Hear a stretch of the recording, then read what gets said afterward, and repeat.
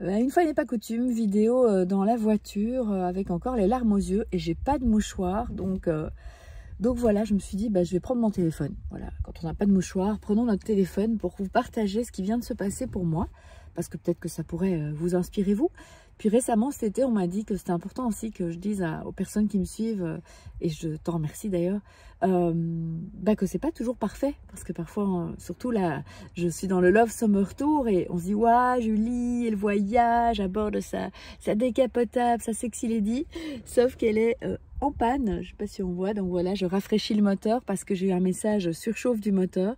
Et que j'attends depuis 1h30 et pendant encore 45 minutes. Là, j'ai reçu le SMS de l'assistance, un dépanneur qui va en plus me dire quoi? Est-ce qu'il va m'amener dans un garage où je vais rester des heures? Est-ce que je vais devoir laisser ma voiture ici en plein milieu de nulle part et que ma cliente va venir me chercher?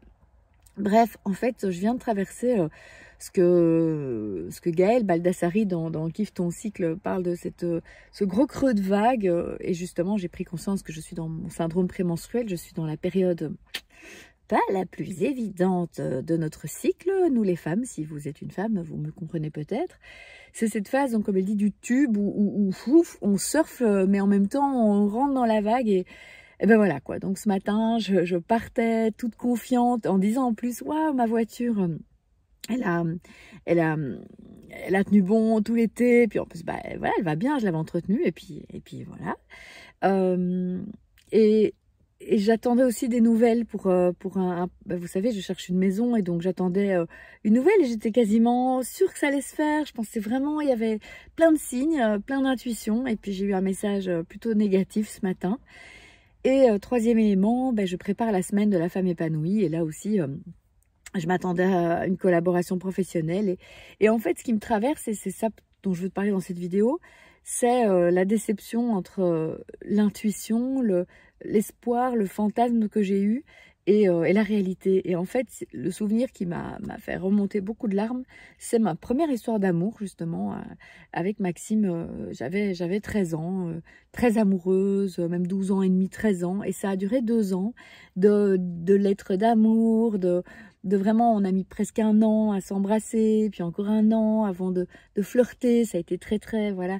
Et j'étais persuadée que c'était lui, que c'était le bon. Vous allez me dire, mais Julie, t'es naïve. Mais je peux vous dire que c'est ce goût-là que j'ai de nouveau ressenti.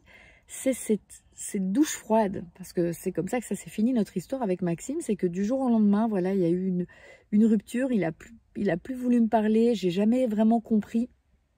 Et ça a été une désillusion. Voilà le mot de la désillusion.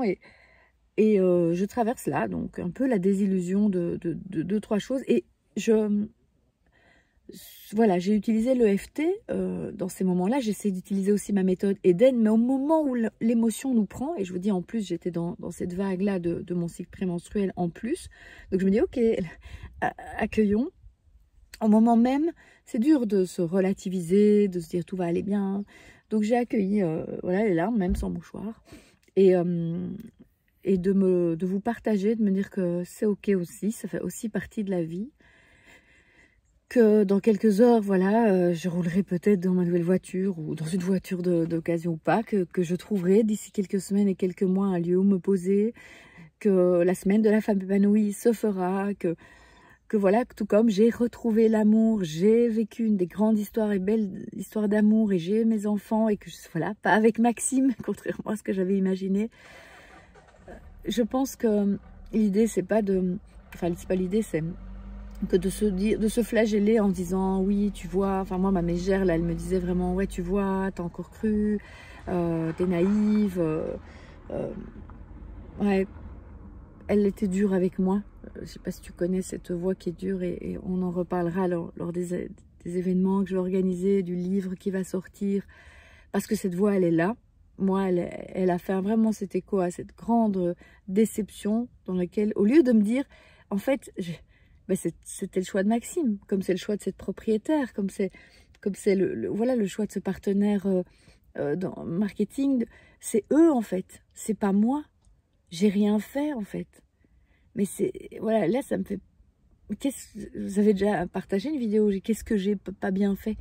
J'ai l'impression que ça c'est, ouais, c'est un endroit de cadeau pour moi, pour aller mettre de l'amour en disant mais tu as tout bien fait, tu as fait de ton mieux. Et je repense, cet été, j'ai écouté les 4 accords Toltec, hein. Dernier accord, voilà, fais de ton mieux. J'ai fait de mon mieux, et surtout, dans les autres accords Toltec aussi, il le dit, bah, l'autre ne fait pas de suppositions, voilà, ne prend rien personnellement, en fait. En fait, c'est ça. Et que peut-être juste, il n'y a non plus rien à faire et accueillir cette vague. Donc voilà, surfons sur les vagues de nos émotions. Reconnectons, moi, quand des souvenirs comme ça reviennent de ma petite Julie, là, quand j'avais 15 ans, donc il y a 31 ans, bah, c'est de la prendre dans les bras. Et c'est ce que je vais faire, même sans mouchoir. J'ai un peu d'eau, j'ai un carnet, et j'ai vous. Et je voulais faire cette vidéo à chaud pour vous dire que c'est aussi ça, la vie d'une sexy lady, d'une femme épanouie. Plein d'amour pour vous qui m'écoutez, qui me regardez, que vous soyez un homme ou une femme qui avait envie d'accueillir toutes les dimensions de votre être.